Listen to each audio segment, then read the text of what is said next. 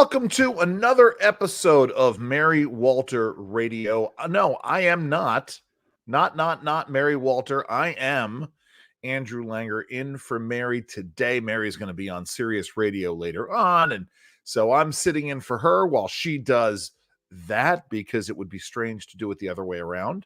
But so glad I could join you tonight. You've seen me before. I've sat in at least once with Mary on her show. So glad she asked me to do this again. So you know a little bit about me. I have a couple of different hats. I do way too many podcasts. As I like to say, everybody in America has a podcast.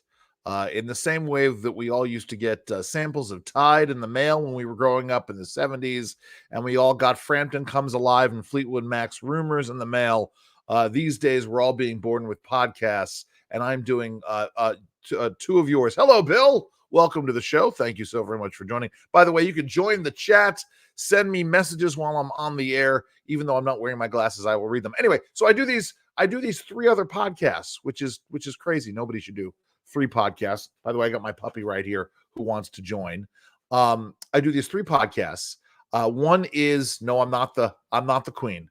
I do a show called Andrew and Jerry Save the World, which Mary has sat in on a number of times. I do that with my buddy Jerry Rogers, the editor of Real Clear Policy. I do a show called The Lunch Hour, which is put out by an entity called the Federal Newswire. It's a long-form interview show. We'll talk a little bit about that later on. I'll tease that as well. And then I do a show for the CPAC Foundation, the folks who do the big Conservative Political Action Conference, a podcast called Swamp Secrets, exposing regulatory dark matter, because that's my day job. I do policy work for the CPAC Foundation. I direct their Center for Regulatory Freedom. It's an issue. These are issues of great passion of mine. I'll probably tease some of those today. I do a ton of radio fill-in work. Mary's former station, WMAL, do a lot with WIBC and the Tony Katz Today Show, which is now syndicated. So you can go and check all of that out. You can follow me on Twitter at Andrew_Langer if you so want to, if you're back on the Twitter machine. Anyway, so we got lots to cover today. I'm gonna start obviously by talking about this bridge collapse up in Baltimore, because I did radio in Baltimore for many, many years. And if you have questions about that, go ahead and send them to me. I will be frank. I am not going to be entertaining conspiracy theories tonight. I'll tell you why in a moment. I also want to talk about the Supreme Court's oral arguments today in the Alliance Defending Freedom case, the case regarding the abortion pill, where I think that is going to go. We're going to cover RFK Jr.'s VP selection and whether or not that changes the face of the race. And if we get a chance, we may talk some music tonight, some entertainment stuff. There's a movie that's coming out called Civil War. I want to give you my thoughts about those things. So that's where we're going to go today. But let's start with really what is the most important news today. I get up with my wife a little bit before 6 just about every morning. We usually spend a couple of minutes. I think a lot of folks nowadays, you grab your phone, you look at whether or not anybody's emailed you overnight, you look at social media, and you see what's going on. And so my wife lets out an exclamation, and she says, "Oh my God, the Key Bridge in Baltimore collapsed." Or did you know the Key Bridge in Baltimore collapsed? Something to that effect. And honestly, my immediate reaction was, well, my wife is clearly not reading something properly. I don't know what's going on here. And then you pull up the video and you're like, oh my God, this has happened. Now, let me explain sort of my connection to Baltimore. In this instance, it's twofold. So I lived in Maryland for many, many years. I live in Virginia now. I lived in Maryland for 12 years. 12 years. Owned property on the Eastern Shore of Maryland for longer. And I did radio in Baltimore for 10 years, even after I left Maryland. I was working for a station called WBAL. And as a result, I am very familiar with this bridge. I'm very familiar with the road that it's on. It's on Baltimore's version of the Beltway 695. It's a very large beltway. It's funny, my mom, about 30 years ago, got lost on the Baltimore Beltway, and I believe it was the Key Bridge that tipped her off that she was going in circles when she passed over the Key Bridge a second time. Um, but, for the most part, most folks don't go off onto the Francis Scott Key Bridge. It is very far to the east of the city. It crosses, as you probably all heard by now, the Patapsco River. Um, um, Scott asked the question, did they question Governor Christie about the bridge?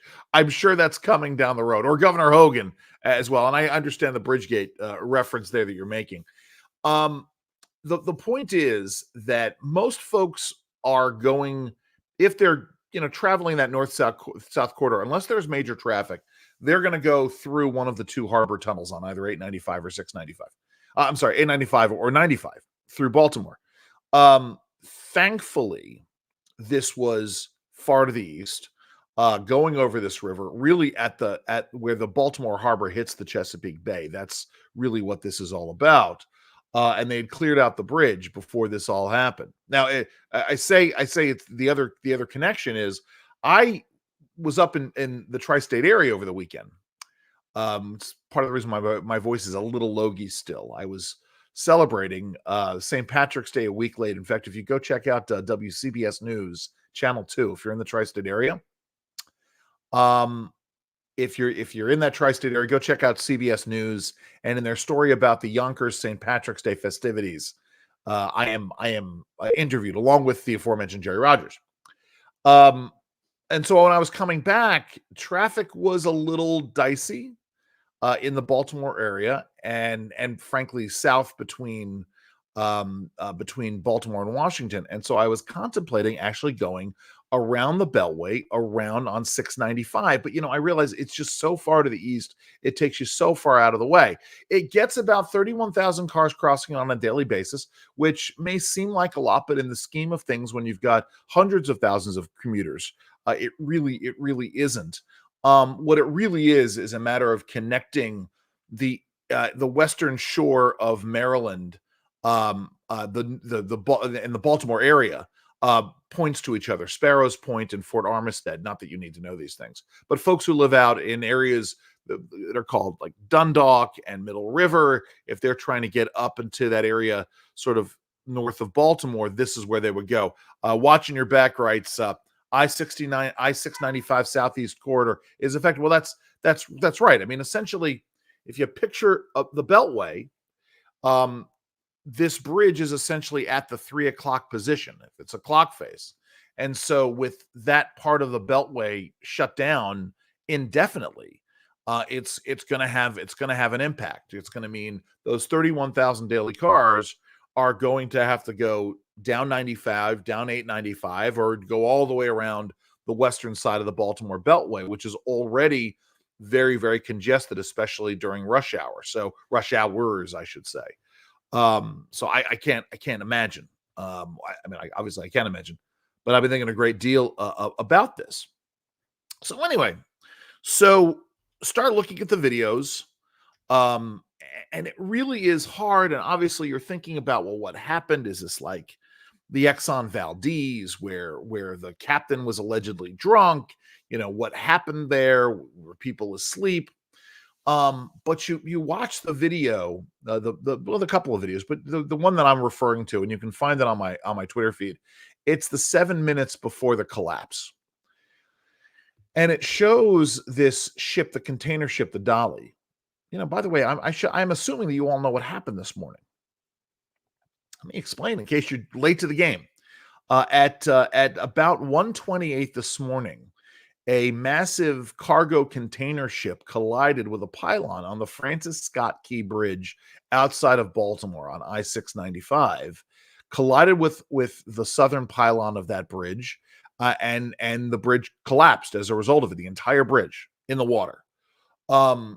So, I saw this video probably around 7 a.m. Someone had found it and had put it up. Thank God we now live in an age in which there are cameras everywhere like this. I mean, obviously I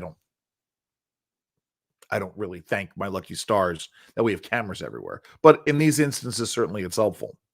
And so you see the moments and you see a couple of different things that are going on. Number one, you see the lights on the ship go out twice.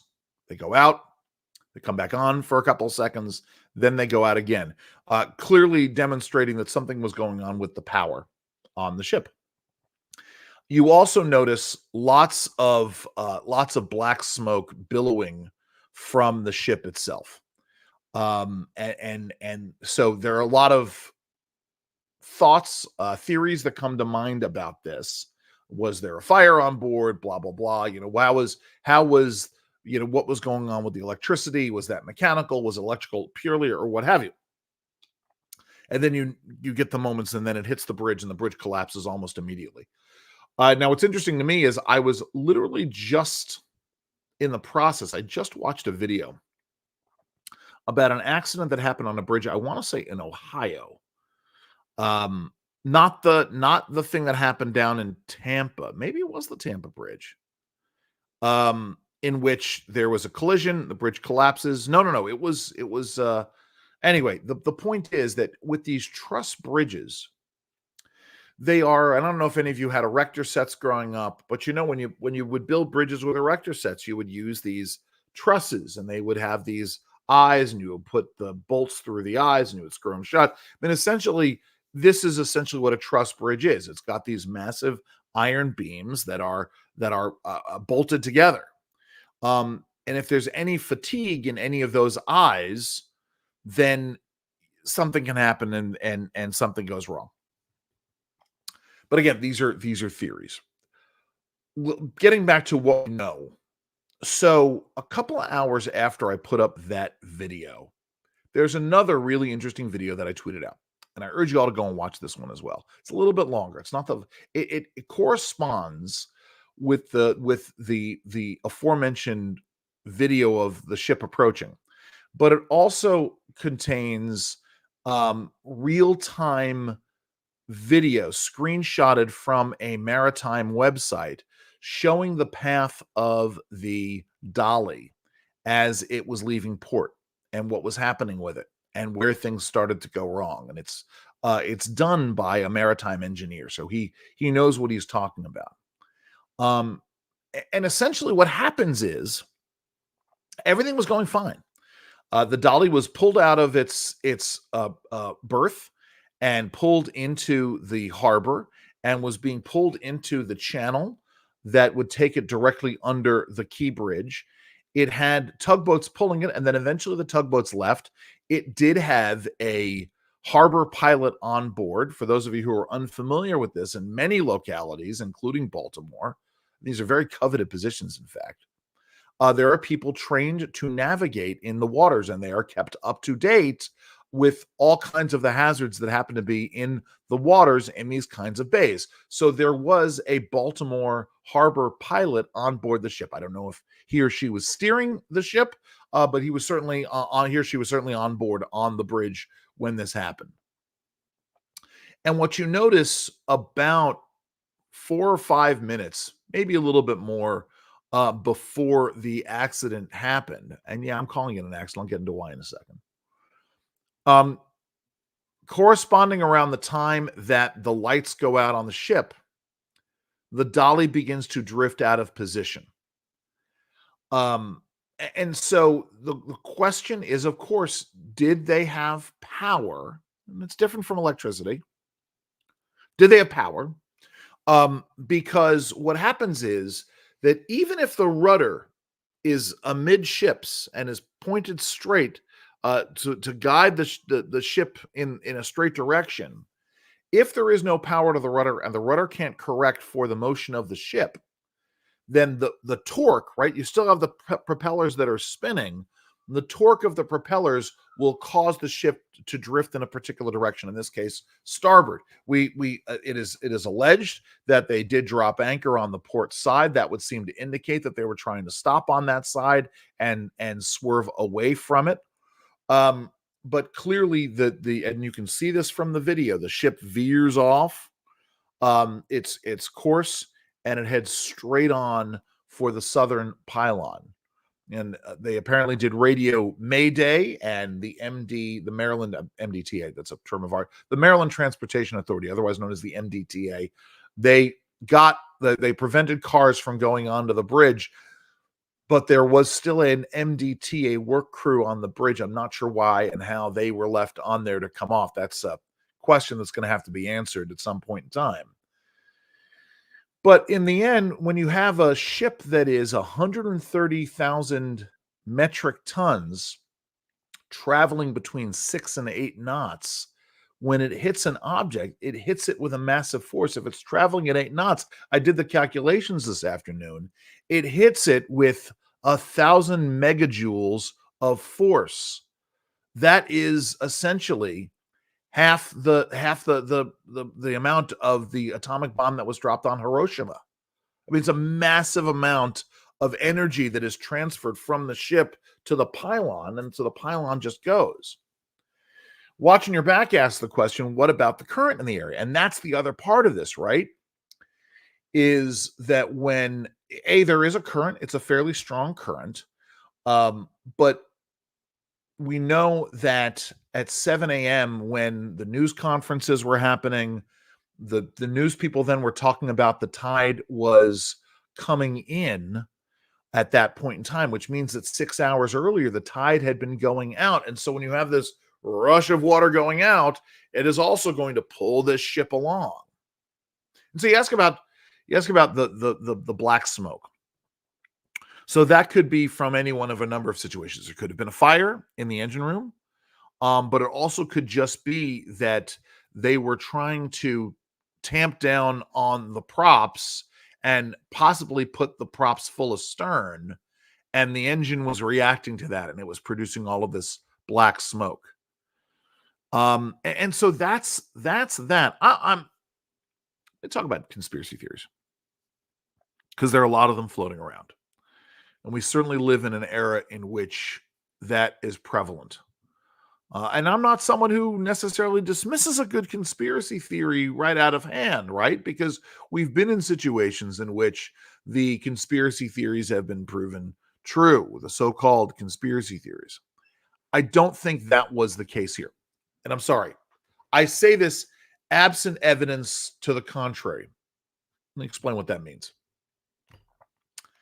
What I mean by that is that because, if you have a conspiracy, it's very hard to have a conspiracy when you have an outsider on board. So, right, you could say one thing about, did this Singaporean crew on the Dolly, do they do this deliberately? Oh, and let me add, they apparently had gotten into trouble before. I don't know the details, but the ship had a reputation of not being handled properly or having problems with it before. So that, to me, would bespeak the idea that this isn't some kind of grand conspiracy. This wasn't an attack. Though I know folks will tell me, well, Andrew, that's just what they want you to think. But the point is, when you have this outsider Maryland harbor pilot on there, that pilot is going to tell you what's going on. And they'll tell us whether or not the crew was acting strangely, they didn't know what they were doing, or they purposefully weren't acting like they knew what they were doing. But what he will tell us, or she will tell us, is whether or not, for instance, it looked like there was some kind of a cyber attack, which is a possibility, right? I will allow that as a possibility. But again, absent evidence, someone saying, oh my God, the computers were there and they got frozen out and it's clear something had happened, then I'm going to follow what people call Occam's razor. I don't know how many of you are familiar with the term. There's a corollary to it I'll add as well. Occam's razor says that the simplest explanation is usually the correct one. And the simplest explanation here is that something happened with the ship's electricity, and they lost steering, and they just couldn't react fast enough. That's the simplest explanation here. Bill asks, were there any cars on the bridge when it went down? Well, so there is speculation about that. One of the questions is, right, they were talking this morning about whether or not there were cars in the water. They're saying sonar says that there are cars in the water. Well, one of the questions is whether or not those were cars that were traveling across the bridge, or whether, and you've all seen this, when there's a major construction site happening on a highway, um, that the highway construction workers will park at that site, and they'll just park their cars there. So it is unclear as to whether or not those were cars. Um, um, I don't know whether or not those were cars that were parked or those they were crossing. I do know in watching the video, there may be one video which shows that there was a car moving across. I don't remember, but there were cars that missed it. That much I know. There are a couple of the videos that are out there. Um, but right now, what we do know is that the two who were pulled from the water and the six that were missing are all part of that Maryland Transportation Authority construction crew. Greg asks or says, Lara Logan is convinced that it is a cyber incident. I don't know if she has the receipts or the logs. I don't know how she would have gotten that information already. I don't know. I have seen this being said that she has this, but and what I read didn't seem to have any proof either way. Again, absent proof, I can only look at the evidence that is before me. Listen, I will say it is odd. One of the things that is very odd about this is the fact that the 47th anniversary of the opening of the bridge was this past weekend, which is very strange to me. I think it opened up on the 23rd. The bridge opened on March 23rd, 1977. Watching your back rights, I heard the workers on the bridge saved lives by stopping vehicles from coming onto the bridge. That's entirely possible. And maybe that's it. Maybe they got radioed ahead and they moved to close the bridge and could not get off the bridge in time, or didn't think that the whole thing would collapse when it was hit. That's the thing, which, by the way, raises the next questions about this. I don't know how long it's going to take to rebuild the bridge. Obviously, it is going to have to be rebuilt. Most likely in some other form other than a steel truss bridge, because of the issues that are there and the redundancies that make, I believe, suspension bridges superior. Again, I'm not an engineer. I probably shouldn't pontificate on that. But the question of whether or not there were pre-existing structural issues on the bridge, that's important to consider. We do know that the governor of Maryland, Wes Moore, had been cutting the transportation budget both this year and last year. But then there's the question about how the bridge was managed under Larry Hogan and the Hogan administration, right? Because Wes Moore, the current governor of Maryland, has only been governor for just over a year. So if there are structural issues, do they predate this? The next question comes in, right, as to the responsibility of the federal Department of Transportation in this regard. Pete Buttigieg has been Secretary of Transportation for 3 years now? How many tragic incidents have happened because of infrastructure negligence under his watch? And why hasn't he been called onto the carpet about this? He was out today apparently talking about the racism of highway bridges that are not tall enough, highway overpasses that are not tall enough to allow trucks to pass underneath. I would, as you know, I say it's ridiculous. I think it would be, Pete Buttigieg is the kind of guy who would turn around and and claim that if highway overpass bridges were taller to allow trucks to pass underneath, he would be calling that racism as well, because it would mean that the big 18-wheelers would be going into these communities and polluting them, and noise pollution and all that jazz.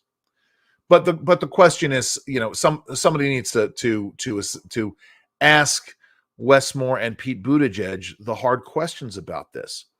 And then the next questions are, how long is it going to take? What are we going to do in the meantime? And who's going to pay for this bridge? Who's going to pay for the replacement? Is it the state of Maryland? Probably not, because this is on a federally funded interstate. This is a huge honking amount of money that is going to be spent. And then that's the question of time, right? This is not as simple as, again, a highway overpass in Philadelphia or Connecticut or or where else? Porchview Farm writes, the Eisenhower highway system was built to get missiles around. Yes, and for other defense purposes. You look at the interstate highway system down in the Hampton Roads area where I am, and you can see that it was being used for all kinds of defense purposes. The same thing with the Beltway. Porchview Farm writes, Biden said the feds are going to rebuild and pay. Well, there you go. But the question is, how much are they going to spend? How quickly are they going to spend it? It's Maryland, so the public desire to have a problem solved quickly is counterbalanced by the progressive left's desire to never let a crisis go to waste in terms of implementing some kind of aspect of their environmentalist agenda. How is a new bridge? How is the cleanup of the old bridge? How is that going to impact the environment? Right? What kinds of environmental impact statements are going to be necessary in order to remove the debris from the Patapsco River? Then you get into, if we do build a large suspension bridge, again, the environmental red tape, the occupational safety and health red tape, the labor wages red tape, all of those things are going to add to this. And what it underscores for me is the issue of federal spending generally.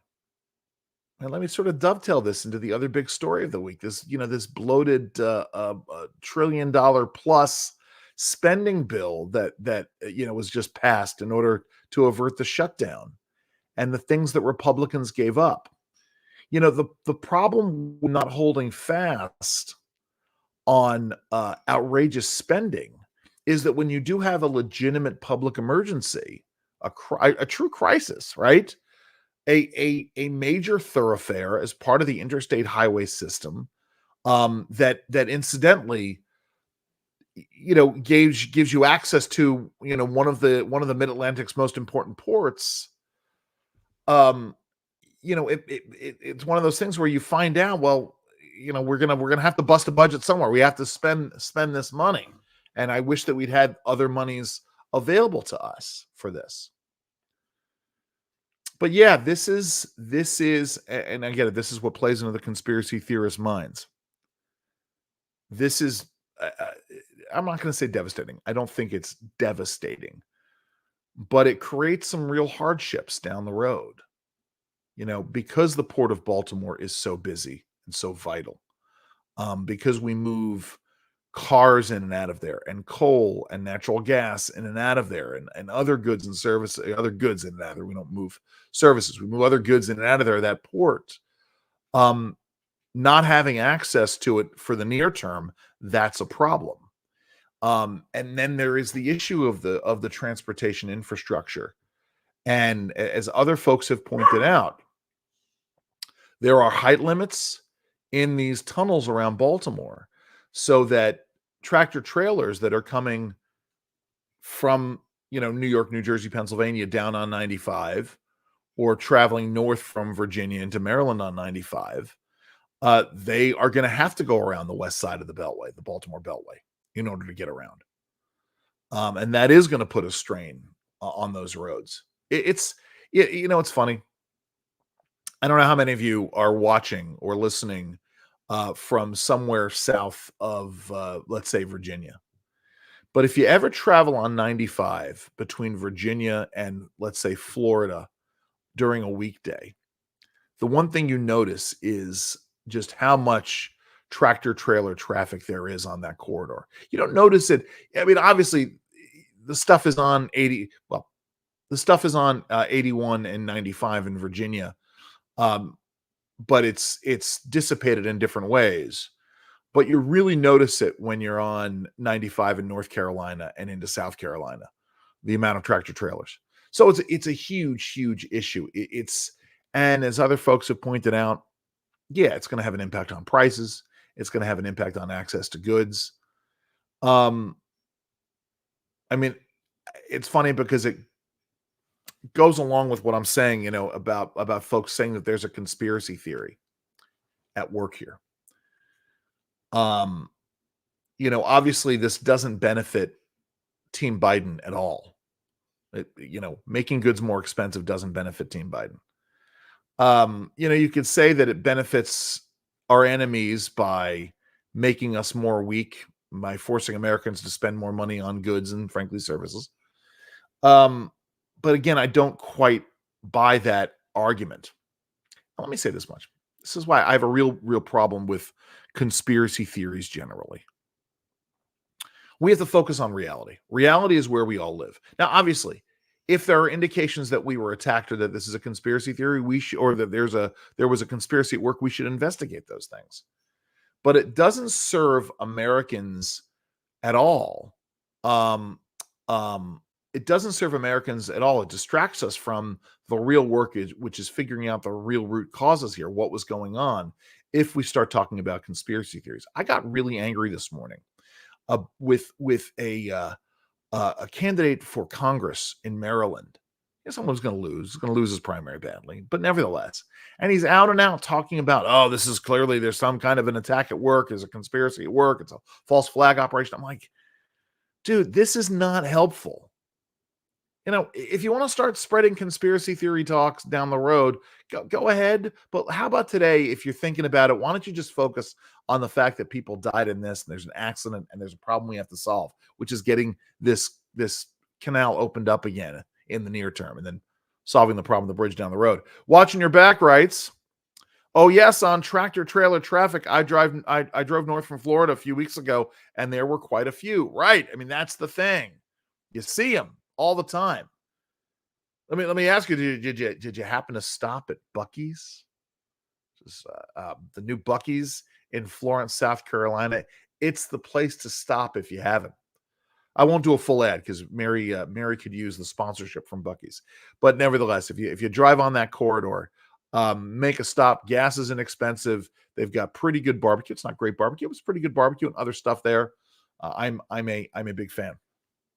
So that's that for the bridge. Obviously, we're going to be following this story. Watching your back says, yes, I did. He did stop at Buc-ee's. For those of you who are not familiar, the uninitiated, Buc-ee's is a southern, essentially truck stop company.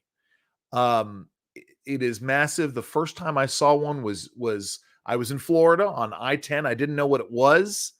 And, but then this one opened up on I-95 in Florence, South Carolina. It became the place to stop. As I said, good gas. You go. I got for Christmas decorations this year, a massive inflatable Santa Bucky. Bucky the Beaver is their mascot. Got my picture taken with him. But you gotta go. Porchview Farm writes, 81 is downright dangerous up by me. That doesn't surprise me. By the way, you're getting a Buc-ee's too. We're going to get 3 Buc-ee's in Virginia. One in Stafford, one along I-81. I don't know how far south it's going to be. And then one near me, east of Richmond on Interstate 64. Watching your back writes, I totally geeked out on it. Got some nice tasty jerky. It's great. You get the jerky. Get some of the frozen stuff if you can. I always make sure that I bring a cooler. So it's all good. Buc-ee's, there's a culture of Buc-ee's right now. It's all good. So let's shift gears, and I want to be mindful of the clock here. So the Supreme Court had arguments today in this Alliance Defending Freedom versus the FDA on the approval of this abortion pill. And it's an interesting argument that they are making. And the argument essentially is that the administration violated something called the Administrative Procedure Act and ignored the science in approving this drug, and going back and reapproving it. Right, it had been taken off the market and put back on the market. It's gone back and forth for a while. Now, again, this is something that's near and dear to my heart. because it is talking about regulatory policy and what happens within the executive branch agencies. This is important stuff. There are a lot of challenges that are out there. Essentially, what happens?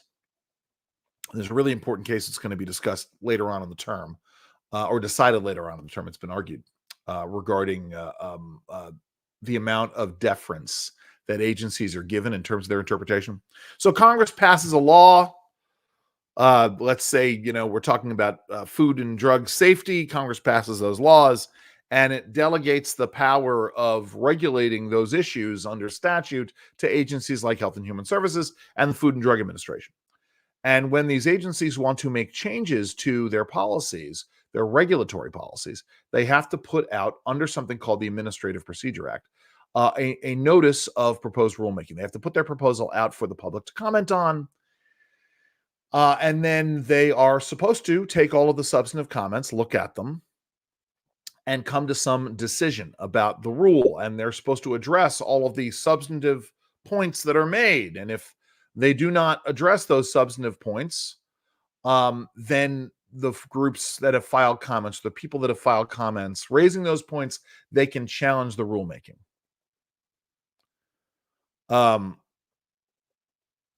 Greg writes, let me come back to this because Greg's listening, and we'll stick up into this. Greg writes, I woke up at 8 a.m. to hear a government spokesman say for certain that this was in no shape, way, or form a terrorist incident. I thought it was kind of early for that conclusion. Here's the thing. It's a ship with a very few number of people on it. I don't know when investigators came on board. Sometimes you'll have folks who will say things without the investigation happening because they want to placate the public's thoughts. They don't want to raise a panic. I suppose that's a possibility here in this case. It's also possible that they had started to interview people, especially and including this pilot, the harbor pilot, who, again, if there was some kind of conspiracy going on board that ship, there's no possible way that pilot could have been in on it, or it would have been very, very hard for that to happen. And so, if that pilot did not report anything awry, whether from the way that the crew was acting or how the equipment was behaving, the electronic equipment, right? If we're talking about some kind of cyber attack, then that would seem to indicate that there was no terrorist incident. But again, all I'm saying is, absent evidence to the contrary, I'm going to go via Occam's razor and say that the simplest explanation is the correct one. I meant to add, by the way, I think I've been pretty good about staying on target tonight. Sometimes I can be all over the place. There's a corollary to Occam's razor that is called Hanlon's razor. Sometimes folks will call it Heinlein's razor. And that's something I use quite a bit in my personal life, which is the aphorism, never attribute to malice that which can just as easily be attributed to stupidity or incompetence, right? So yes, there are people who are bad actors, and they will be bad actors, but on balance, it's people's incompetence or stupidity that causes these kinds of problems. So anyway, yeah, again, that's Hanlon's razor that I follow. So back to the Supreme Court. So essentially, the question that comes up is whether or not the Food and Drug Administration violated the Administrative Procedure Act by approving this in contravention of what they said was the science, and thus violating the Administrative Procedures Act. Essentially, what the APA says. Greg says, I don't shave anymore. That's funny. Hanlon's razor. I get that. I didn't shave this morning, so clearly I'm following that as well. Anyway, that a rule cannot be, a regulatory decision, a governmental decision cannot be arbitrary, capricious, and abuse of discretion, or otherwise not in accordance with the law. Now, as we all know, there are a lot of things that are happening within the Biden administration that follow all of these situations that are arbitrary or capricious or an abuse of discretion or otherwise not in accordance with the law. I can name a bunch of these things. But the question is whether or not the justices are going to try to short circuit this and not find they, whether or not they may know deep down inside that the APA has been violated, but they don't want to find that decision. So what they may wind up doing is shortchanging this decision, um, by essentially saying that the Alliance Defending Freedom does not have standing. Now, I don't know if the Alliance Defending Freedom filed comments in the case. I think if that had been the case before, and I'm using case in two different ways. If that had been the situation and they hadn't, the only way you can challenge a decision and file a lawsuit is if you've filed comments before. Otherwise, there are a whole bunch of things that you haven't done properly. So I think if that had been the case before, then the lower courts would have said, well, the Alliance Defending Freedom doesn't have standing to sue. On the other hand, if they are not able to allege a particular harm to them, then that's a problem. Well, not, I'm sorry. It's not that it's a problem. It is a problem insofar as it gives the justices a convenient out. I'm not sure what kind of harm that they would have had to have alleged by this drug being made available on the market.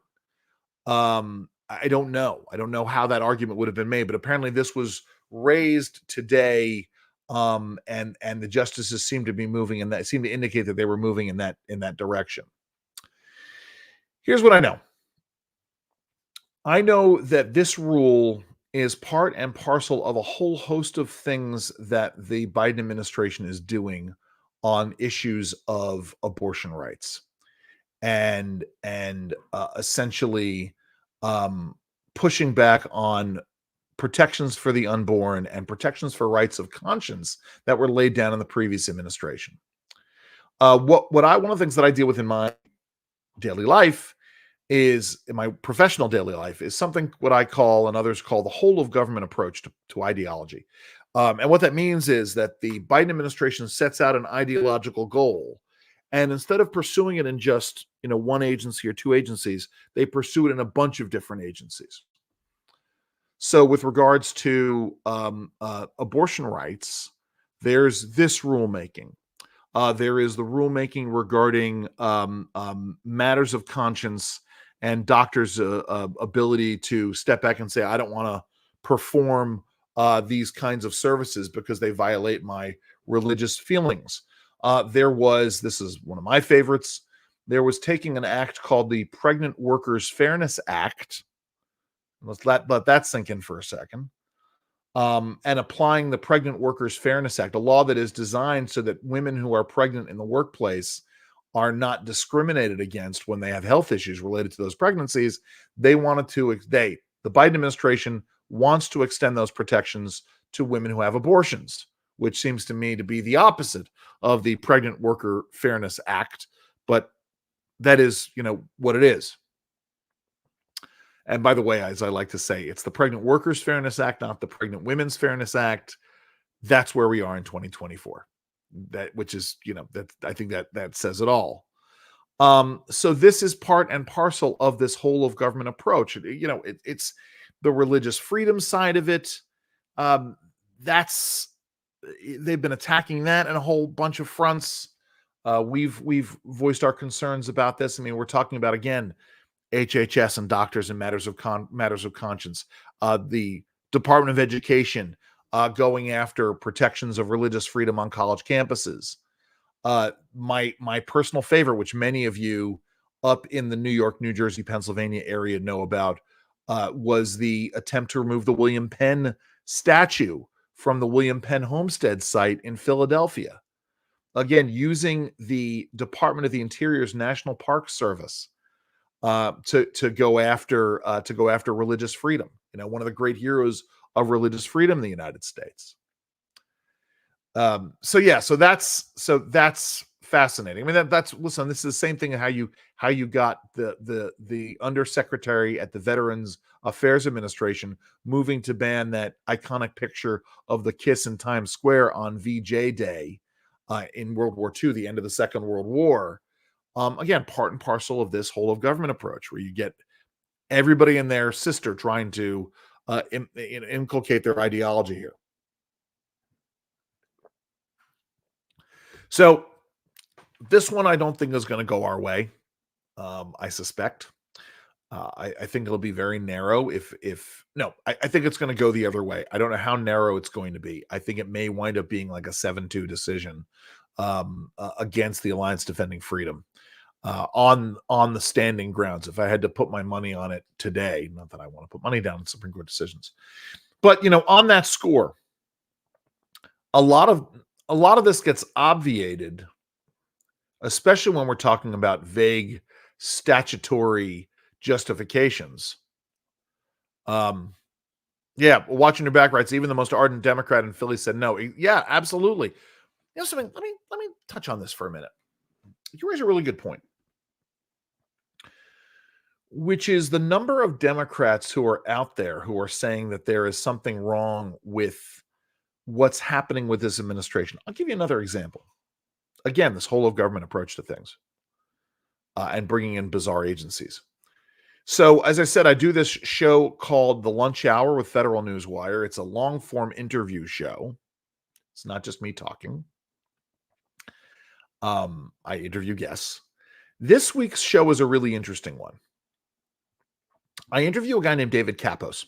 David Kapos is a partner at a major law firm in New York, but he was, during the Obama administration, the head of the Obama-era Patent and Trademark Office, and he was an Undersecretary of Commerce for Intellectual Property under the Obama administration. The guy is a lifelong Democrat, and he is deeply, deeply, deeply troubled by something the Biden administration is doing on drugs.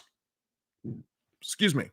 We know that the Biden administration wants to institute price controls on drugs. They've been talking about this for years. Certain pharmaceuticals they want to go after. So there is a law that was put on the books in 1980 called the B-A-Y-H, Bayh-Dole Act. Birch Bayh, senator from Indiana, Bob Dole, senator from Kansas, you know who they are. And this was a stunning piece of legislation that allowed for universities that do all kinds of research, but if they receive federal funding, and they're not turning the patent directly over to the feds, they can make money off of that patent, even if they've received federal funding. And what it means is the federal government will a lot of times put seed capital into research, especially pharmaceutical research or biomedical research. And now, because these universities can make money usually off of the licensing of their inventions or their patented materials or whatever it is, they are engaging in more research that way. Why engage in research if there's no back-end incentive to do so? So in the Bayh-Dole Act, there is a segment of it that says, well, if a patent lies fallow, like nothing is done with it, well, then the federal government can march in and seize that patent. And there are some other instances in which the federal government can march in. That's the march in provision. March in and seize the patent. Price regulation is not one of them. It is expressly prohibited under the Bayh-Dole Act. But guess what? The Biden administration wants they want their regulation. It's like the beginning of the movie Inglourious Bastards. Aldo the Apache, played by Brad Pitt, comes out there and says, each man in my unit, when you join my unit, you undertake a debit. And from each one of you, I want 100 Nazi scalps. And I'm going to get my scalps.